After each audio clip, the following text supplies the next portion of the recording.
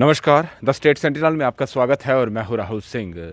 यूँ तो भारत में फिल्मी दुनिया की बात की जाए तो बहुत सारी ऐसी फ़िल्में हैं जिन्हें अलग-अलग जो अवार्ड से हैं उन्हें उनसे नवाज़ा जाता है और सबसे बड़ा अवार्ड अगर देखा जाता है भारत में तो वो नेशनल अवार्ड है और वो जिसे मिलता है वो गदगद हो जाता है। और पूरी दुनिया की बात की जाए तो पूरी दुनिया में एक ऐसा अवार्ड है जो हर फ़िल्म से जुड़ा हुआ इंसान जो है वो पाना चाहता है, जिसका नाम है ऑस्कर अवार्ड।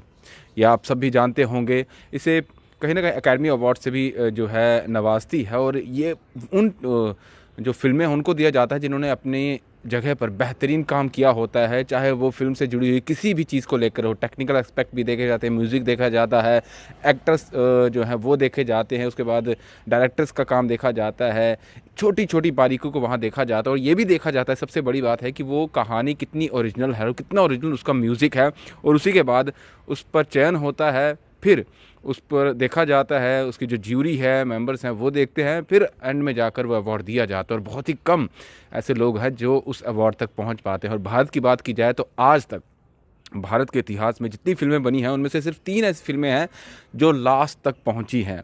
जो नॉमिनेशन जो 5 लास्ट फ़िल्में कहा जाता है कि ये 5 लास्ट फ़िल्में हैं, इनमें से किसी एक फ़िल्म को मिलेगा तो भारत की ऐसी 3 फ़िल्में हैं। हालाँकि बहुत सारी फ़िल्में जो है भारत की तरफ से भेजी गई थीं, लेकिन उनमें से अगर देखा जाए तो मदर इंडिया, सलाम बॉम्बे और लगान ऐसी मूवी थी जो लास्ट 5 नॉमिनेशंस तक रही थी। और मदर इंडिया की बात की जाए वो तो लास्ट 2 तक रही थी, लेकिन अवार्ड नहीं जीत पाए थे। लेकिन अभी भी भारत को पूरी तरीके से आशा है। अगर हम बात करें, क्योंकि जो भारत में अवार्ड मिले हुए हैं, पहले भी अवार्ड ऑस्कर मिल चुका है भारतीयों को और जो लास्ट अभी मिला था, आपने देखा होगा कि एक जय हो गाना था।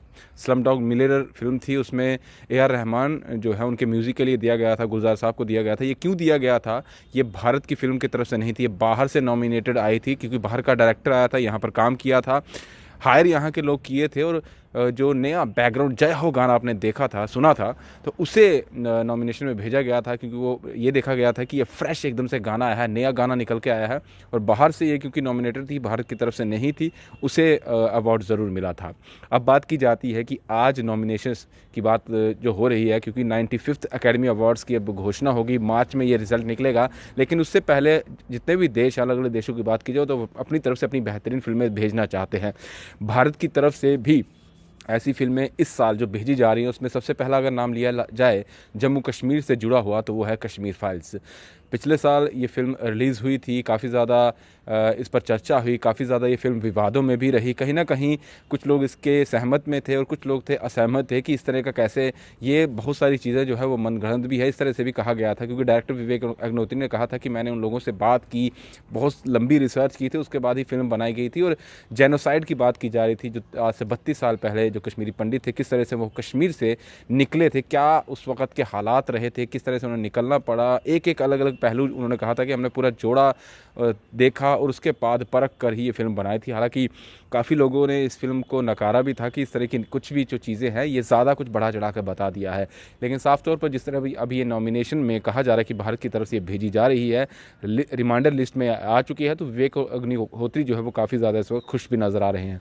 वहाँ दूसरी फ़िल्म की बात की जाए तो RRR, ये कौन भूल सकता है, क्योंकि SS राजामौली की बात की जाए तो एक अलग ही दुनिया में वो अपनी फ़िल्मों के ज़रिए ले जाते हैं। उनकी RRR जो है उसे भी इसी रिमाइंडर लिस्ट में रख दिया गया है जो भारत की तरफ से भेजी जाएगी।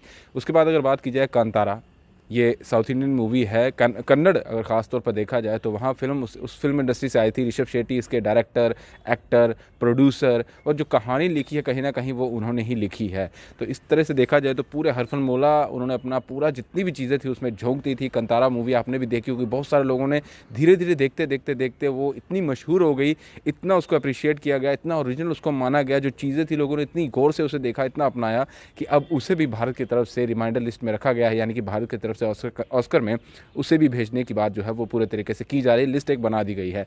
और इसमें ख़ास तौर पर ये देखा जा रहा है कि इसका जो कहानी है वो ओरिजिनल मानी जा रही है, क्योंकि जिस तरह से फिल्म बनी थी उसमें, और दूसरी इसकी कैटेगरी जो है वो एक्टर को लेके भेजी जा रही है कि जिस तरह के एक्टर इसमें काम कर रहे हैं।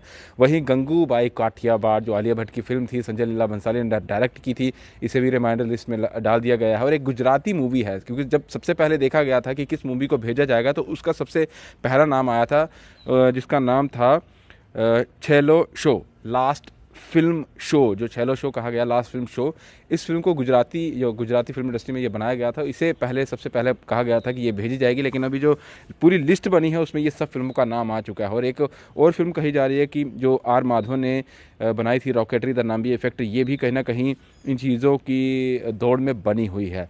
लेकिन साफ तौर पर ये देखना होगा, क्योंकि पहले कुछ फ़िल्मों की भेजकर ऐसे भारत ने गलतियाँ कर ली थी, क्योंकि हमेशा कोई भी फ़िल्म जब कोई देश भेजता है वो इसलिए भेजता है कि वो देश का नाम रोशन करेगी, ओरिजिनल होगी। क्योंकि कुछ फ़िल्में ऐसे पहले भेज दी थी, कहीं न कहीं वो ओरिजिनल नहीं थी, लेकिन फिर भी भारत की तरफ से वो भेज दी गई थी, ऑफ़िशियल एंट्री भेज दी गई थी, और काफ़ी ज़्यादा जो है भारत को इस चीज़ की वजह से सुनना भी पड़ा था। और कहीं न कहीं जो एक दाग सा रहता है कि आप कैसे डुप्लिकेट, मतलब कि एक ओरिजिनल कहानी नहीं है, किसी और की कहानी जो है पहले ही फ़िल्म बन चुकी है, आप उसमें से सीन उठाकर, उसमें से कुछ कहानी के अंश उठाकर अपनी फ़िल्म ओरिजिनल बनाकर कैसे इतने बड़े प्लेटफॉर्म पर भेज सकते हैं। लेकिन फ़िलहाल अब देखते हैं क्या होता है, क्या आगे आने वाले समय में बताता है।